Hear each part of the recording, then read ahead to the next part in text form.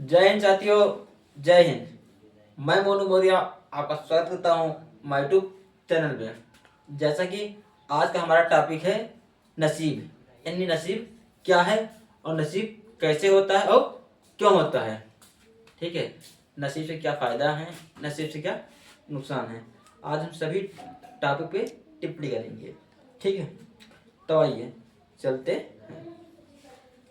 नसीब, अच्छा नसीब ये होता क्या है, नसीब क्या होता है। जैसे मान लो कोई एक व्यक्ति है, मान लो कोई एक मान लो कोई एक व्यक्ति है, वो किसी एग्जाम में कंपटीशन लेवल की तैयारी कर रहा है। ठीक है, कंपटीशन लेवल की तैयारी कर रहा है। मान लो व्यक्ति ने पेपर दे दिया। ठीक है, पहला पेपर दिया, पहले में फेल हो गया, पहला दिया पहला में फेल, फिर दूसरा दिया दूसरा में फेल, फिर तीसरा दिया फिर तीसरा में फेल हो गया।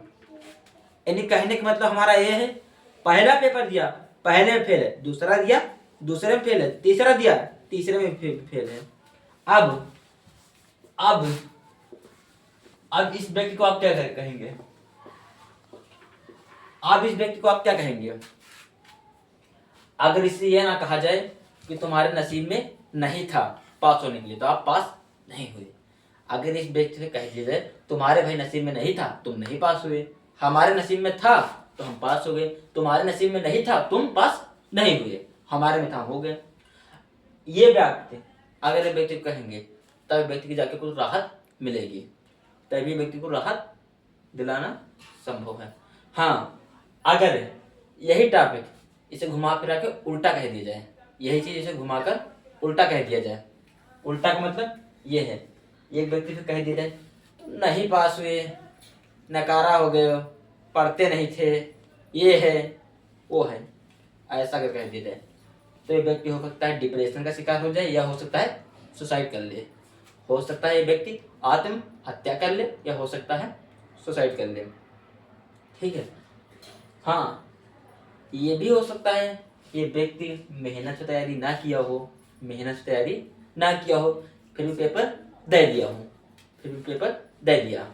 ठीक है, अब क्या होगा, फेल तो फिर हो जाना है भाई, अच्छे से पढ़ोगे नहीं, ठीक है, कार्य करोगे नहीं तो फेल हो जाना है।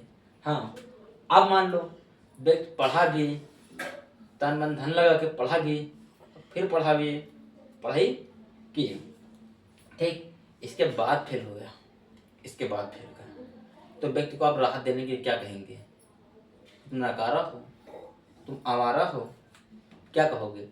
ये सब नहीं कहा जाएगा, सिर्फ सिर्फ समझाने के लिए सिर्फ एक मार्ग है, क्या है, तुम्हारे नसीब में नहीं था।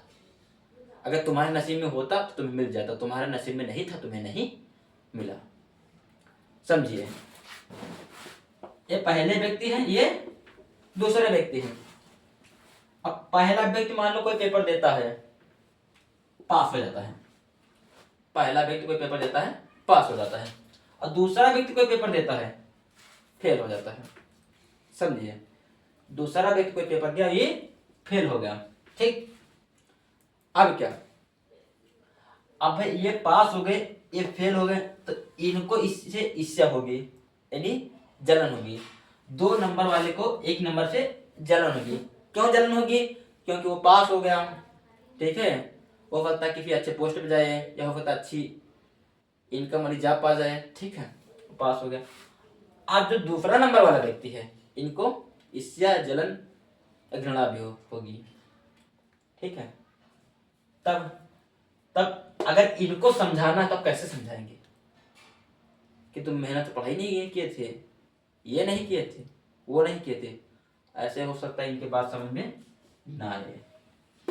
2 नंबर वालों को अगर ऐसी बात बताया जाए तो हो सकता है इनके समझ में ना आए, ठीक है। अब इनको समझाने के लिए सिर्फ एक ही मार्ग है, क्या है कि भाई 1 नंबर वाले के नसीब में था, ये पास हो गया है, ये पास हो गया है, और 2 नंबर वाले के नसीब में नहीं था तो ये फेल हो गया है। तो नंबर वाला फेल हो गया।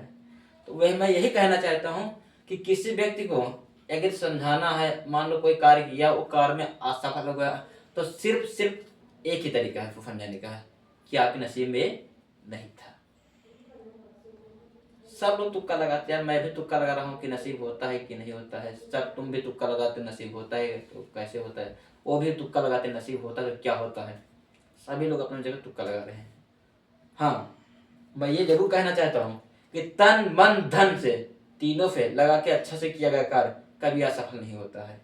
एक बार असफल हो सकता है, 2 बार हो सकता है, लेकिन एक बार बार तो बार बार असफल नहीं हो सकता है। तन मन धन तीनों से लगा के अच्छे से किया गया कार्य कभी असफल नहीं होगा। ठीक है, इतना कहते हुए आज हम टॉपिक यहीं पर समाप्त करते हैं। अगर वीडियो अच्छी लगे लाइक करें, सब्सक्राइब करें, ज़्यादा से ज़्यादा शेयर करें। मेरा चैनल अगर आपको मंगाना है तो आप यूट्यूब पे जाइए, Maurya education centre, Maurya education centre 8081 YouTube पर सर्च कीजिए, मेरा वीडियो देखिए, फुल एंजॉय कीजिए।